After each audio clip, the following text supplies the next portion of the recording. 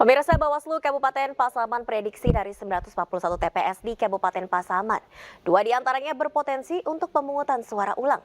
Pemungutan suara ulang dilakukan karena masih banyak pemilih yang tidak terdaftar.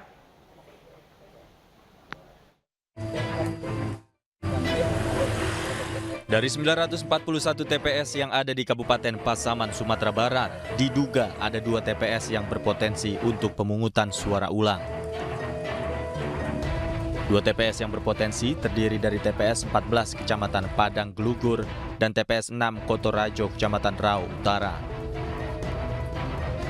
Berdasarkan catatan Bawaslu, dugaan pelanggaran yang terjadi pada 2 TPS tersebut ada sejumlah pemilih yang menggunakan hak suaranya tidak terdaftar pada DPT, DPTB, atau DPK pada TPS yang bersangkutan.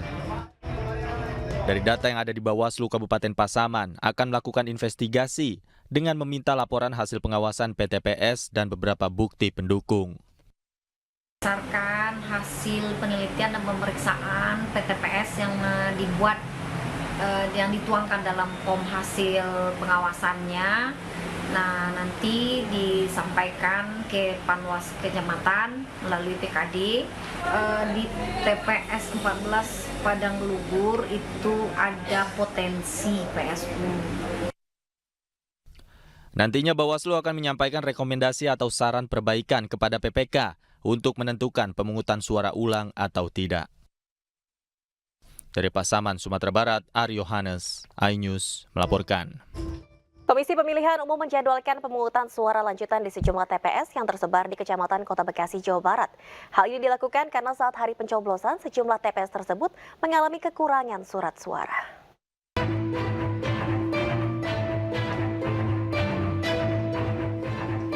Komisi Pemilihan Umum Daerah atau KPUD Kota Bekasi akan menjadwalkan pemungutan suara lanjutan di sejumlah TPS yang tersebar di Kecamatan Kota Bekasi, Jawa Barat.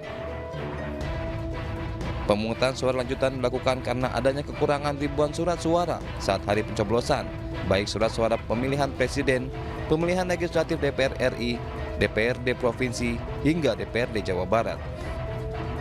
Ada beberapa informasi dari bawah, katanya ada beberapa TPS yang terhenti pelaksanaannya karena ada kekurangan surat suara. Nah itu masih dalam proses pendataan, ada berapa gitu. Nanti kalau misalkan memang secara ternyata ada, tentu kami harus melakukan pemungutan suara lanjutan gitu. Untuk penjadwalan pemungutan suara lanjutan, KPUD Bekasi hingga saat ini masih menunggu laporan terkait adanya kekurangan surat suara dari TPS-TPS lainnya yang tersebar di Kecamatan Kota Bekasi. Dari Bekasi, Jawa Barat, Rahmat Hidayat, iNews melaporkan. Pemirsa, tahapan penghitungan suara pemilu 2024 khususnya proses rekapitulasi suara di tingkat kecamatan di Kabupaten Badung, Bali terpaksa harus ditunda. Proses rekapitulasi ditunda akibat kendala teknis seperti gangguan server pada sistem informasi rekapitulasi elektronik atau Sirekap serta gangguan listrik.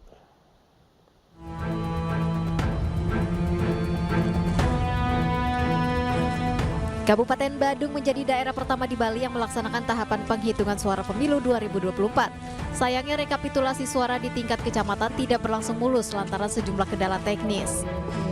Proses rekapitulasi suara di Kecamatan Kuta Selatan mendadak harus dihentikan akibat server sistem informasi rekapitulasi elektronik atau Sirekap mengalami gangguan. Padahal rekapitulasi suara baru dari 2 TPS. Karena kemarin kendala di tanggal 14 untuk menghitung di TPS, KPPS itu hampir semua itu kendalanya di Sirekap. Jadi setelah kita melakukan pleno di kecamatan ini, jadi semua hasil yang mestinya diupload di Sirekap itu tidak bisa. Kendala teknis juga menyebabkan tahapan penghitungan suara pemilu 2024 di Kecamatan Abian Semal, Badung terganggu. Proses rekapitulasi berlangsung di Gor Tenis Meja Abian Semal, Dauhiyeh Candi. Terganggu akibat listrik padam.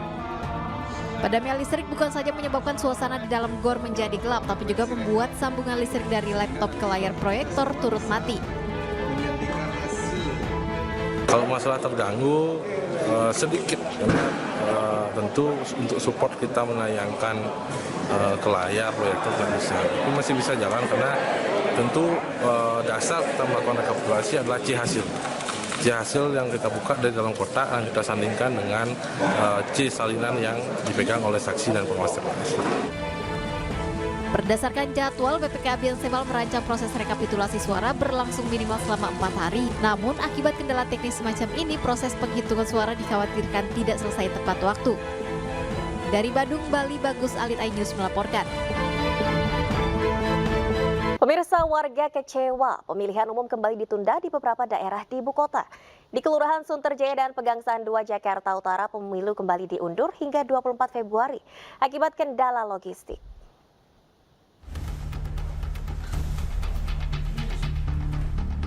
Sebanyak 11 tempat pemilihan umum di Kelurahan Sunterjaya dan 5 tempat pemilihan umum di Kelurahan Pegangsaan 2 seharusnya melakukan pemilu susulan pada 18 Februari 2024, namun rencana tersebut gagal. KPU Kota Jakarta Utara masih belum siap untuk melakukan pemilu susulan di 2 kelurahan tersebut lantaran belum adanya surat suara dan logistik lainnya. Awalnya kita sampaikan kepada masyarakat itu hari Minggu besok, tapi ternyata persiapan yang harus kita lakukan, surat suara yang harus kita siapkan itu tidak cukup waktunya untuk persiapan di hari Minggu. Maka itu kemudian kami ambil hari Sabtu agar masyarakat tetap bisa mengikuti proses pemilihan di Sunterjaya dan di Pegangsaan 2. Setelah kecewa tidak bisa ikut pemilu pada hari H, warga kembali kecewa akibat pemilu susulan yang terjadwal tanggal 18 Februari harus diundur kembali ke 24 Februari. Ditunda kapan pun sudah kecewa kita. Sudah kecewa ya. Berarti udah siap pilihan Pak ya sebelumnya itu Pak ya? Sudah siap kita. Karena ditunda ini jadi kecewa Pak ya? Ya udah sudah, nggak apa-apa, mau ngomong apa lagi. Apalah kita ya, cuma seorang warga ya. Sebelumnya, warga Kelurahan Sunterjaya dan Pegangsaan 2 Jakarta Utara tidak bisa menggunakan hak pilihnya pada pemilu serentak 14 Februari 2024 akibat logistik yang rusak terendam banjir. Dari Jakarta, Sofyan Firdaus, iNews melaporkan. Pemirsa, berbagai kritikan muncul tentang jumlah hitungan suara melalui Sirekap KPU. Selain Sirekap, kritikan-kritikan lainnya juga muncul terkait pemilu 2024 ini.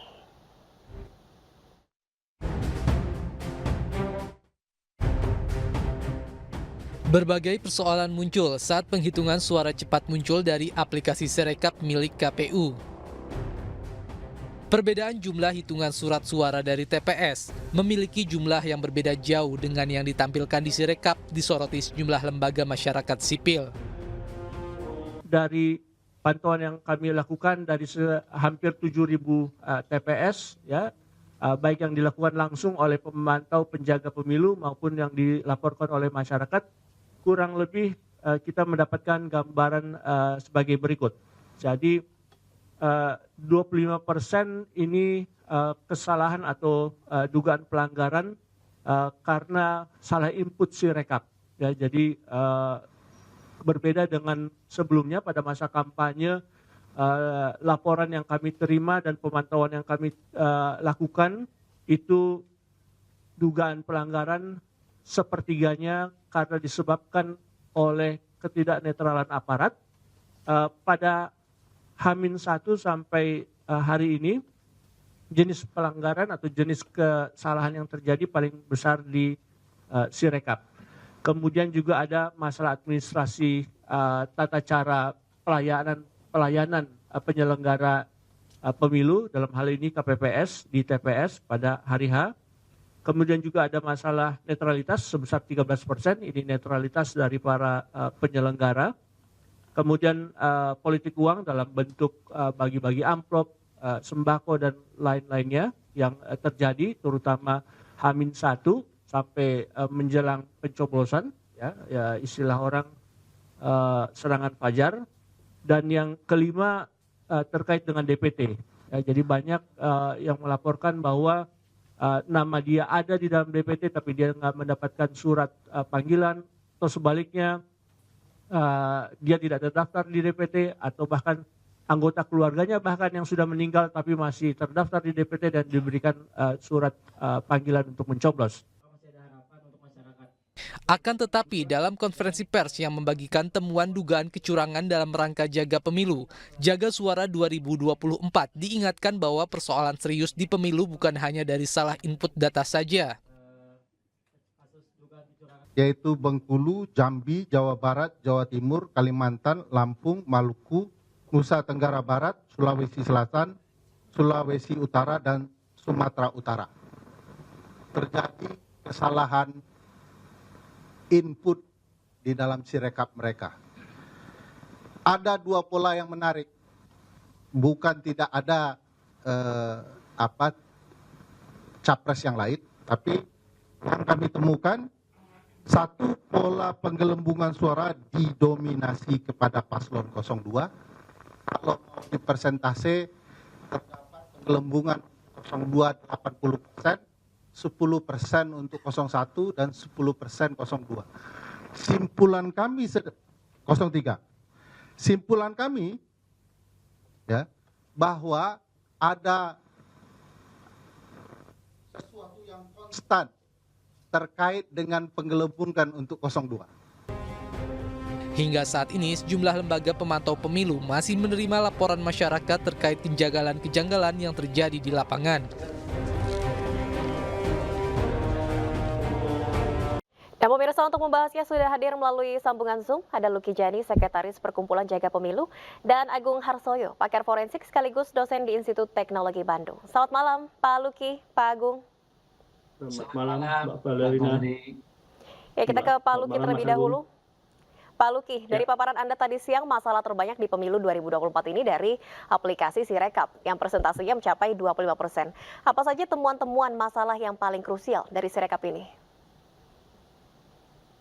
Ya, jadi kalau dari laporan yang kami peroleh dari para pemantau yang mengamati secara langsung proses perhitungan dan rekapitulasi suara di TPS, itu seringkali terlihat bahwa hasil perhitungan manualnya benar, akan tetapi kemudian waktu difoto,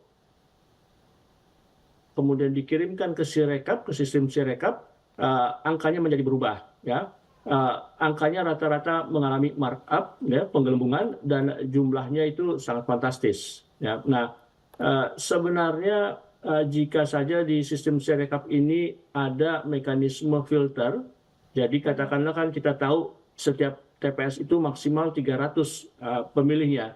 Jadi begitu terbaca oleh sistem melebihi 300, itu langsung ditolak dan sistem meminta orang tersebut mengunduh lagi, ya, KPPS tersebut mengunduh lagi. Tapi sayangnya tidak ada mekanisme filter itu sehingga kemudian masuk ke dalam sistemnya KPU dan terpampang di web KPU dan orang bisa melihat, dan kemudian ini tentu saja menimbulkan kecemasan, menimbulkan prasangka, terutama bagi para kontestan peserta pemilu. Oke, angka-angka yang di markup, kemudian juga ini temuan suara yang melebihi batas maksimal yang ditentukan KPU, 300 suara per TPS. Terkait dengan kabar temuan penggelembungan suara yang didominasi ke salah satu paslon ini, dalam konferensi pers tadi siang kan disebutkan angkanya mencapai 80%. Bisa dijelaskan temuan ini, Pak Luki? Ya, jadi sebenarnya yang kami peroleh informasinya dan juga sudah banyak beredar di media sosial, katakanlah satu paslon itu hanya memperoleh 90 ya suara, tapi pada saat difoto dan kemudian dikirimkan ke Sirekap itu menggelembung, kita tidak ada batasannya gitu. Nah, ini yang kemudian tentu saja akan membuat ya proses pemilu kali ini menjadi dipertanyakan. Kita ketahui bahwa inti dari pemilu adalah pemberian suara dan perhitungan suara. Ya, ini yang paling krusial dan inilah puncak dari proses pemilu. Nah, kalau proses perhitungannya saja disinyalir ya banyak kelemahannya, tentu ini akan kemudian membuat proses pemilunya menjadi dipertanyakan. Oke, baik. Mungkin kita tanyakan kepada Pak Agung ini, kenapa Pak Agung hasilnya bisa berbeda antara di Sirekap dan yang difoto secara langsung? Apakah ini murni faktor human error atau kesalahan teknis seperti itu? Jadi kalau secara teknis itu sesungguhnya ada beberapa kemungkinan kesalahan itu bisa terjadi. Seperti disampaikan oleh Pak Luki tadi bahwa ketika ada filter maka sesungguhnya itu akan menjadi barrier ya untuk kesalahan yang melebihi angka tertentu. Jadi itu adalah satu kesalahan algoritma. Akan tetapi ada juga kemungkinan lain ini. Itu hanya bisa diteliti ya kebenarannya kalau nanti dilakukan audit atau dilakukan, yaitu adanya backdoor, kira-kira seperti begitu ya, bahwa ada pihak lain, dalam hal ini orang biasa nyebutnya hacker atau cracker begitu ya, yang dia melakukan infiltrasi langsung, itu dapat seperti itu, atau dia telah apa istilahnya, menitipkan ya, kira-kira begitu ya, satu malware sehingga ada ini apa namanya, ada kiriman data dari KPPS, maka dia akan menambahkan sesuatu, kira-kira seperti begitu. Jadi kemungkinan itu dimungkinkan terjadi karena memang kasus-kasus yang ada di dunia itu kemungkinannya seperti itu, Mbak Valerie. Oke, baik. Ada kemungkinan kesalahan algoritma. Lalu tadi kalau yang dijelaskan oleh Pak Luki, ini kan seharusnya batas maksimal dari KPU 300 suara saja, tapi yang masuk ini bisa sampai 800 suara, dan ini sistemnya menerima, artinya tidak merah atau tidak menolak. Ini juga artinya ada sistem yang masih salah atau seperti apa, Pak Agung? Betul. Jadi saya sampaikan tadi, kalau secara logika saya itu mestinya sudah diantisipasi karena seperti saya sampaikan kepada beberapa teman bahwa beda antara aplikasi dengan software biasa itu adalah terkait dengan bisnis proses. Jadi Sirekap itu merupakan aplikasi yang dalam hal ini terkait erat dengan bisnis proses yang ada di KPU, yaitu pengiriman dari TPS ke sistem informasinya KPU. Sedangkan SOP di KPU atau dalam hal ini peraturan KPU ya, bahwa setiap TPS itu maksimum kan 300 ya. Kemudian biasanya ditambah lagi suara cadangan itu sekian persen, nah kira-kira begitu ya. Akan tetapi angka 300 itu jadi satu requirement ya di dalam software untuk dilakukan seperti yang disampaikan oleh Pak Luki tadi, itu sebagai suatu filtering ya. Oke, baik. Pak Agung, tadi Anda menyebut kesalahan ini bisa diketahui dengan melakukan audit. Nah, ini siapa yang harus bertanggung jawab melakukan audit dan siapa saja yang harus dilibatkan dalam proses ini, Pak Agung? Jadi kalau menurut saya satu hal terlebih dahulu ya, bahwa terkait dengan audit itu sesungguhnya sesuatu yang negatif atau sesuatu yang menakutkan. Jadi audit itu biasanya sebagai satu kesatuan siklus ya. Jadi menurut saya tidak harus dilakukan audit secara khusus, kan kalau keuangan itu sudah terbiasa dilakukan audit. Maka dari itu kalau menurut saya sistem ini akan lebih baik ketika ada audit. Nah, siapa yang melakukan audit ini memang secara secara akademik memang ada orang-orang yang memiliki keahlian khusus terkait dengan audit IT, begitu ya. Jadi itu bisa berupa orang, bisa juga berupa lembaga. Artinya kalau di negara kita semisal itu teman-teman dari BSSN bisa melakukan audit sehingga bisa diketahui juga di situ apakah itu hanya internal atau bisa jadi ada pihak eksternal yang infiltrasi kepada sistem. Oke, baik. Pak Luki, ini kalau solusi dari Pak Agung bisa dilakukan audit terkait dengan sistem si rekap ini. Kalau dari Pak Luki sendiri, apa yang seharusnya dilakukan KPU? Karena tentunya kan minta maaf saja tidak cukup. Kesalahan ini cukup fatal dalam pemilu 2024 ini. Apa yang akan Anda upayakan selanjutnya? Ya, yang jelas pada saat konferensi pers siang tadi, beberapa organisasi yang kemudian mencermati mengenai Sirekap ini sudah mengumpulkan data-data, ya, bukti-bukti, dan itu tentu saja ada jalur hukum untuk memprosesnya, yaitu melalui Bawaslu untuk dilihat apakah memang ada kesengajaan seperti yang dikatakan Pak Agung tadi, atau ada kelemahan di sistem yang kemudian dibiarkan. Ya, jadi secara proses hukumnya itu Bawaslu bisa kemudian diminta pendapatnya atau opininya. Yang kedua, kalau mau dilakukan audit, tentu saja ini harus dilakukan oleh pihak-pihak yang betul-betul independen, punya kompetensi, punya kapabilitas. Ya, tadi Pak Agung menyebutkan salah satu institusi negara. Mungkin saja harus ada tim gabungan, begitu. Tidak hanya institusi negara saja, tapi juga melibatkan pihak-pihak di luar negara, non-government, gitu. Misalkan asosiasi yang mengenai pakar-pakar IT dari kampus-kampus, ya, akademisi dan sebagainya, yang kemudian mempunyai kredibilitas, mempunyai independensi. Agar apa? Agar masyarakat kemudian percaya bahwa hasil auditnya ini dilakukan secara imparsial tanpa ada kepentingan tertentu.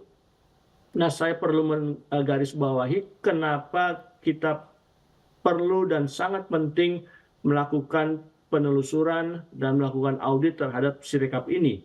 Sirekap ini kan dibangun menggunakan dana APBN, menggunakan uang pajak rakyat, ya, sehingga apabila penyelenggara pemilu dalam hal ini KPU membuat suatu sistem yang tidak mumpuni, suatu sistem yang rentan, itu kan sebagai proses, ya, menghambur-hamburkan uang rakyat. Nah, di sini kemudian selain audit terhadap IT-nya, tapi juga perlu dilakukan audit keuangannya, ya, berapa sih dana yang dihabiskan oleh KPU untuk membangun Sirekap ini, ya, dilihat kemanfaatannya sekarang. Baik, Pak Luki, artinya Anda menganggapkan sistem Sirekap ini tidak mumpuni, padahal sudah menghabiskan anggaran yang cukup banyak. Apakah menurut Anda seharusnya sistem Sirekap ini ditutup atau bagaimana? Ya, sistem Sirekap ini apa boleh buat, karena banyak sekali ditemukan keanehan-keanehan, keganjilan-keganjilan, ya, yang bisa kemudian menimbulkan prasangka, bahkan bisa memicu terjadinya instabilitas politik, ya, maka sebaiknya Sirekapnya ini sementara di hold dulu, gitu, ya. Agar apa? Agar tidak kemudian berita yang simpang siur beredar, muncul cerita-cerita kabar burung dan seterusnya yang tentu bisa mempengaruhi, ya, pihak-pihak tertentu yang mungkin saja kemudian mengambil langkah-langkah yang langkah-langkah yang bisa menuju kepada instabilitas politik. Nah, ini kan kita berupaya untuk menghindari, kita berupaya untuk mencegah supaya tidak menjadi guliran yang tidak terkendali, out of control. Nah, makanya harus ada keputusan terkait Sirekap ini. Baik, sebaiknya dihentikan sementara kalau menurut Pak Luki Sirekap ini. Kalau Pak Agung, apakah dalam waktu dekat ini apa yang bisa dilakukan oleh KPU untuk betul-betul memastikan tidak ada lagi gangguan-gangguan yang kemudian menimbulkan kecurigaan ataupun dugaan intervensi pemilu 2024 ini? Kalau menurut saya begini, ini ada sekian ratus ribu TPS, ya. Dan mekanisme atau SOP-nya kan sudah cukup jelas bahwa ketua TPS atau KPPS itu menginput gambar yang di dalamnya sudah ada ICR maupun OMR, ya. Nah, itu sesungguhnya satu bentuk teknologi yang sudah cukup matang, sehingga sesungguhnya itu bisa apa istilahnya, dikaji ulang lah, kira-kira seperti itu. Itu pertama. Kedua, kaitan dengan SOP, Mbak Valerie, bahwa sesungguhnya kalau diberi satu mekanisme dari setiap KPPS itu untuk mengoreksi sesuai dengan apa yang ada di C1, maka sesungguhnya dalam waktu yang relatif tidak lama, karena setahu saya KPPS itu bekerja tidak hanya pada saat hari H, akan tetapi setelahnya, artinya sampai hari ini itu teman-teman KPPS itu sesungguhnya masih bekerja. Jadi kalau menurut saya, kalau secara teknologi mestinya ada mekanisme dari tiap-tiap KPPS untuk bisa membetulkan sendiri, sehingga dalam hal ini bisa 100% dari seluruh suara yang ada itu sesuai dengan C1. Kira-kira seperti begitu kalau menurut saya. Jadi dalam hal ini efisiensi dari kalau dalam hal ini efisiensi gaji atau upah atau apapun namanya kepada KPPS itu bisa optimal. Kemudian kedua, kaitan dengan kebenaran data itu juga bisa dipercaya, begitu ya. Meskipun sekali lagi yang namanya sistem informasi itu yang bukan utama ya, karena utamanya nanti adalah perhitungan secara manual. Akan tetapi menurut saya sejatinya IT itu sebagai support yang memudahkan, begitu ya. Jadi kalau itu bisa dilakukan dengan SOP yang seperti saya sampaikan, maka nanti antara dengan hasil manual itu akan sangat dekat atau bahkan bisa persis sama. Baik Pak Agung, artinya memang ini seharusnya IT ataupun Sirekap ini bisa menjadi alat bantu untuk memudahkan, bukannya membuat masalah baru seperti itu. Kita sama-sama harapkan semoga KPU betul-betul segera mengambil langkah konkret untuk mengatasi gangguan-gangguan ini, kesalahan-kesalahan teknis dan juga kesalahan-kesalahan algoritma dalam Sirekap ini. Terima kasih Pak Agung Harsoyo dan Pak Luki Jani telah bergabung dalam dialog di iNews Prime. Selamat malam.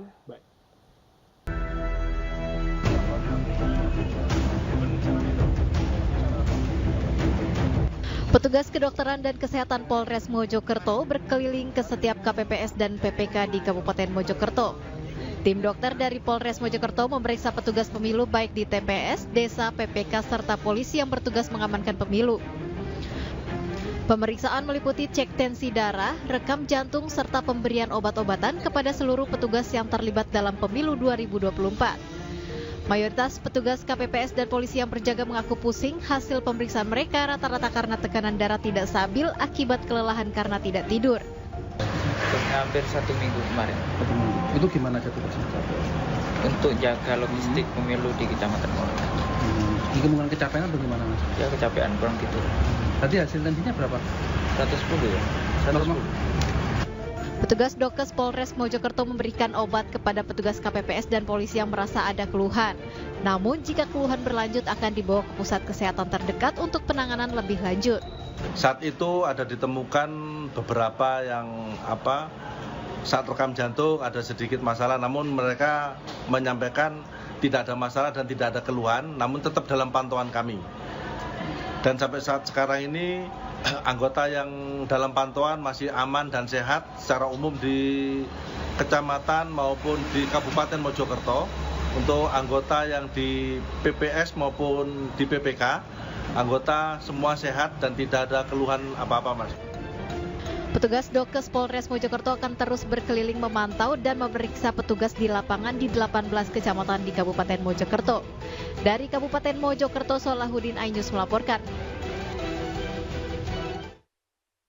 Pemirsa, akibat kelelahan dan memiliki penyakit bawaan atau komorbid, sejumlah petugas KPPS di beberapa wilayah di Indonesia meninggal dunia. Data Kementerian Kesehatan menyatakan 27 petugas KPPS meninggal dunia selama pemilu tahun ini.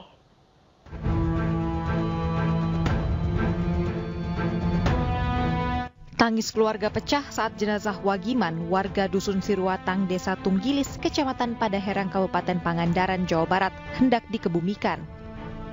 Korban yang bertugas menjaga TPS 15 tersebut meninggal dunia diduga akibat kelelahan karena berjaga hingga 2 malam penuh tanpa istirahat.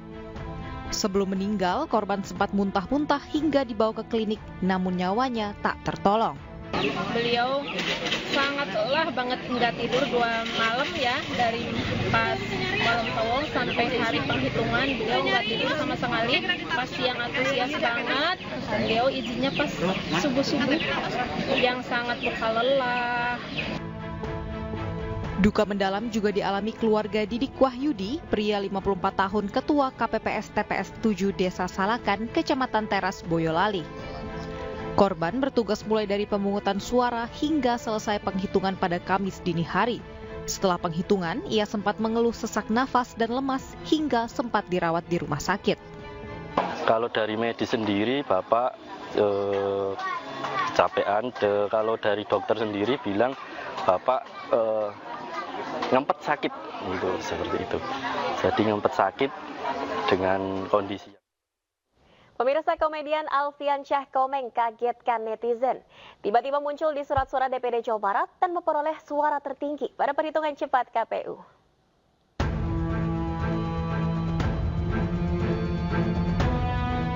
Komedian Alfian Syah Komeng atau lebih dikenal dengan Komeng membuat gempar Indonesia lantaran muncul dalam surat suara calon anggota DPD dari Jawa Barat pada pemilu 2024 dengan foto pose nyeleneh. Cukup banyak netizen yang kaget. Komeng ikut berkontestasi pada pemilu ini lantaran tidak ditemukan baliho dirinya di sudut-sudut jalan. Namun siapa sangka, Komeng ternyata mendapat suara terbesar dalam perhitungan KPU sementara. Berdasarkan hasil perhitungan suara sementara di situs KPU hingga Sabtu siang, Komeng mendapat 1,4 juta suara atau 12,26%. Angka tersebut jauh melebihi calon lain dalam surat suara DPD Jawa Barat. Netizen menganggap Komeng sebagai legend karena dianggap bisa menarik suara banyak tanpa melakukan kampanye besar-besaran serta menggunakan foto dengan pose nyeleneh pada surat suara. Tim Liputan iNews melaporkan. Kembali di iNews Prime, pemirsa, kapal pembawa logistik pemilu berupa 50 unit kotak suara dihantam badai di perairan Siberut Tengah, Kabupaten Kepulauan Mentawai, Sumatera Barat. Akibatnya sejumlah logistik pemilu yang hendak dibawa ke ibu kota kecamatan basah terendam air laut.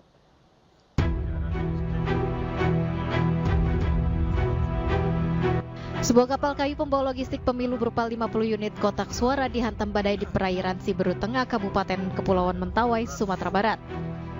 Kapal dengan kapasitas mesin 40 PK gandeng 2 dengan panjang 12 meter ini tidak kuat melawan hantaman gelombang. Akibatnya 50 kotak suara dan peralatan elektronik seperti laptop terendam air laut. Kapal dengan awak 10 orang ini dihantam gelombang besar disertai angin dan hujan, membuat kapal terhempas ke hutan bakau. Tim SAR Mentawai yang menerima laporan langsung menuju lokasi untuk mengevakuasi menggunakan RIP. Seluruh penumpang itu berhasil terevakuasi dalam kondisi selamat di dermaga Saibi. Sementara terkait jumlah kotak suara atau surat suara yang tenggelam setelah dihantam gelombang tersebut masih dalam pendataan KPU setempat. Hari ini, sampai saat ini, teman-teman KPU Kabupaten Kepulauan Mentawai sedang melakukan investigasi seperti apa kira-kira detail kerusakan dan apa-apa saja yang dapat kita informasikan kepada publik.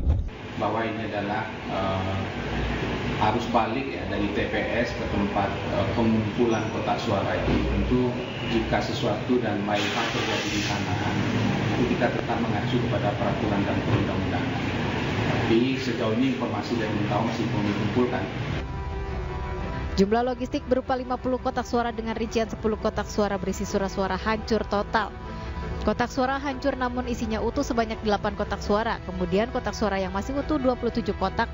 Kemudian 5 kotak suara lainnya hancur total namun salinan formulir C-nya masih utuh. Dari Kepulauan Mentawai, Sumatera Barat, Budi Sunandar, iNews melaporkan. Pemirsa, pergeseran logistik pemilu dari PPS ke PPK di Desa Bontomanai, Kecamatan Tombopulu, Kabupaten Maros, Sulawesi Selatan berlangsung dramatis. Petugas harus berjalan kaki puluhan kilometer dengan medan yang cukup berbahaya.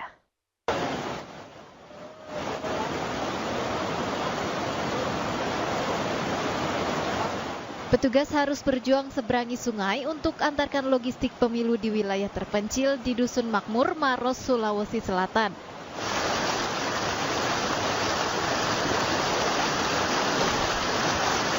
Logistik pemilu pun harus dibawa dengan dipikul dan berjalan kaki sejauh puluhan kilometer. Langkah ini ditempuh lantaran sepeda motor yang seharusnya digunakan rusak di tengah jalan. Selama perjalanan, petugas harus ekstra hati-hati demi menjaga logistik sampai ke PPK. Seluruh logistik hasil pemilu ini lalu disatukan dengan logistik surat suara lainnya yang ditempatkan di kantor Kecamatan Tompo Bulu. Keputusan kita bersama, kita harus lewat sungai karena kalau kita kembali ke Medan itu kita memakan waktu 6 sampai 7 jam. Kendalanya itu Pak, licin, arusnya deras. Sementara itu, berdasarkan data Dinas Kesehatan Pemkab Maros, ada 200 petugas TPS dan pengamanan yang tumbang akibat kelelahan. 10 diantaranya terpaksa dirawat di rumah sakit. Dari Kabupaten Maros, Sulawesi Selatan, Wahyu Ruslan, iNews melaporkan. Dianggap tidak nyoblos caleg tertentu, 2 kepala keluarga di Pandeglang, Banten diusir oleh pemilik tanah. Pemilik tanah yang diduga merupakan tim ses caleg tertentu tersebut meminta bukti video atau foto saat pencoblosan, namun tidak dikerjakan oleh warga tersebut karena takut ditangkap polisi.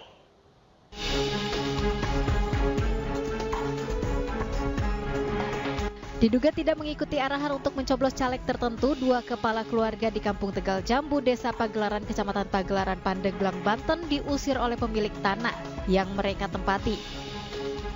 Rumah yang ditempati Anta Purbara dan Sardi selama beberapa tahun ini kini harus rata dengan tanah. Istri korban mengaku didatangi pemilik tanah yang marah karena tidak bisa menunjukkan bukti berupa foto atau video saat pencoblosan karena ada larangan untuk menggunakan kamera ponsel saat berlangsungnya pencoblosan. Pemilik tanah kemudian meminta 2 kepala keluarga tersebut untuk meninggalkan tanahnya. Ya, yang sebenarnya sih istri di sini yang cerita dan menangis. Saya juga tidak tahu sebenarnya mah. Karena kepulangan saya ke sini, mereka udah pada nangis. Selain itu, pemilik tanah juga memberikan warga tersebut uang sebesar Rp30.000 per orang. Kan saya waktu penyoblosan dikasih uang 30.000 sama yang menyuruh nyoblos ke atas nama Dede Sumantri. Tapi dia disuruh video, suruh minta bukti. Sedangkan saya nggak bisa melanggar aturan, tapi dia suruh video buat bukti. Tapi bagaimana, kata saya, ini kan melanggar aturan. Kalau di video nggak boleh, boro-boro video bawa HP juga nggak boleh. Kini 2 keluarga tersebut terpaksa tinggal di rumah keluarganya karena tidak memiliki uang untuk sewa rumah. Dari Pandeglang, Banten, Iskandar Nasution, iNews melaporkan. Pemirsa, hari ke-10 banjir di Demak, Jawa Tengah. PUPR terus memperkuat tanggul Sungai Wulan yang semula jebol. Meski banjir mulai surut, namun sebagian kawasan pemukiman masih tergenang.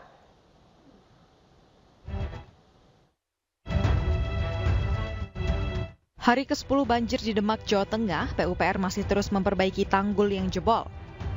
Banjir akibat tanggul Sungai Wulan yang jebol telah merendam ribuan rumah warga dan membuat jalur Pantura Demak Kudus lumpuh.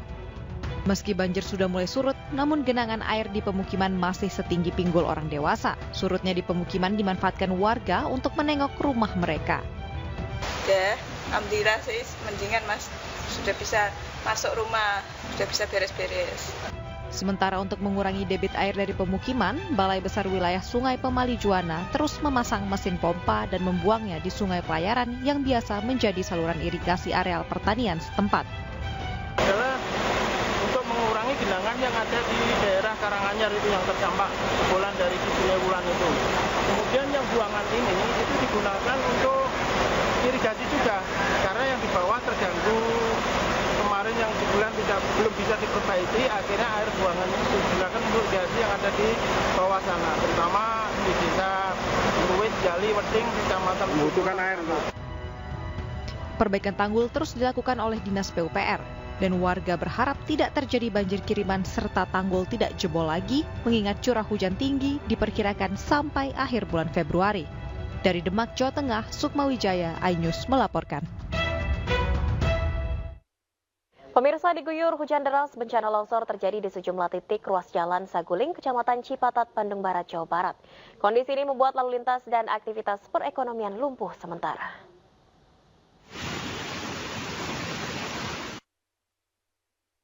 Tebing di 2 titik ruas jalan Saguling Raja Mandala Kabupaten Bandung Barat longsor hingga menutupi badan jalan. Longsor yang terjadi sejak kemarin membuat arus lalu lintas dari arah Raja Mandala Kecamatan Cipatat menuju Cipongkor maupun sebaliknya masih lumpuh. Bahkan sejumlah kendaraan terjebak dan ditinggalkan oleh pemiliknya karena beberapa titik ruas jalan masih tertimbun material longsor dengan ketebalan hampir 1 meter. Warga terpaksa menerobos dengan berjalan kaki melewati material longsor bercampur lumpur. 4 titik yang paling parah, di atas 2, di sini 2. Yang itu mobil kan itu terjebak. Jadi memang ini lalu lintas perekonomian warga juga, Pak ya? Iya. Oke. Nggak bisa melintas sama sekali? Nggak bisa melintas. Longsor tebing setinggi 30 meter menerjang kawasan ini di 6 titik akibat curah hujan tinggi sejak kemarin petang. Beberapa saluran air meluap kemudian menggerus tanah tebing hingga menutup ruas jalan. Tidak ada korban jiwa dalam musibah ini. Dari Kabupaten Bandung, Jawa Barat, Yuwono, iNews melaporkan. Pemirsa, harga beras di sejumlah pasar tradisional di Jakarta naik drastis. Di Pasar Grogol, Jakarta Barat, harga beras medium naik Rp4.000, menembus menjadi Rp13.000 per liternya. Akibatnya para pedagang mengalami penurunan omset hingga 50%.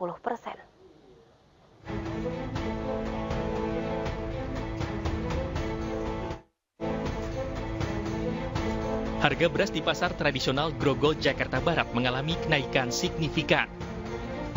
Beras medium yang sering diminati masyarakat kini mengalami kenaikan Rp4.000 per liter. Dari semula hanya Rp9.000 naik menjadi Rp13.000 per liter. Sementara harga beras premium naik Rp3.000 per liter dari Rp15.000 menjadi Rp18.000 per kilogram. Akibatnya para pedagang beras mengalami penurunan omset penjualannya menembus 50%. Salah satu pedagang beras mengaku kenaikan harga beras ini sudah berlangsung hampir 2 pekan terakhir. Faktor kenaikan harga beras ini dipicu menipisnya stok beras di pasar induk. Berapa persen kok naik? 4.000 lah kira-kira sekilo. Biasanya berapa? Harga Ya belum 9.000. naik 4.000. Iya. Kenaikannya udah berapa lama kok? Udah sejak itu aja. Ribut naik-naik, udah naik terus sampai sekarang. Sejak Pilpres ini juga naik? Iya, sebelum Pilpres juga udah naik. Pedagang di pasar tradisional Grogol ini berharap agar pemerintah dapat segera menormalkan harga beras agar omset penjualannya kembali meningkat dan masyarakat tidak terbebani akibat tingginya harga beras. Dari Jakarta, Miftahul Gani, iNews melaporkan.